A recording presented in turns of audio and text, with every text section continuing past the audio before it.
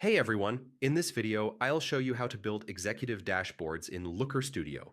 Step by step, simple, and fully updated for 2026. If you need dashboards that leaders can understand in seconds, this guide is exactly what you want. First, open Looker Studio and create a new report, or open an existing one. Connect your main business data source. This could be Google Analytics for Google Ads, sales data from Google Sheets, or a CRM export.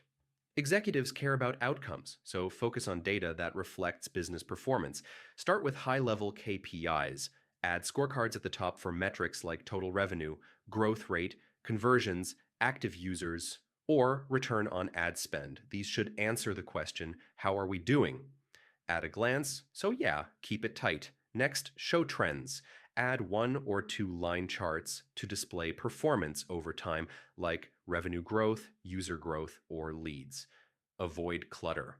Executives want direction, not every detail. Now add limited breakdowns. Use a bar chart or table to show performance by channel, region, product, or department. Choose only the most important breakdowns. Too many details reduce clarity. Use comparisons wisely. Enable period over period or year over year comparisons in scorecards. This helps executives instantly see growth or decline without manual analysis.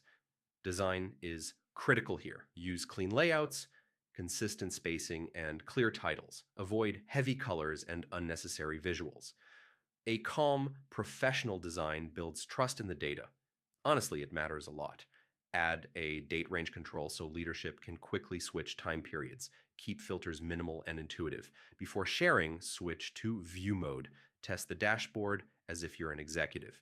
If something takes more than a few seconds to understand, simplify it. And that's it. By focusing on KPIs, trends, clean design, and smart comparisons, you can build powerful executive dashboards in Looker Studio.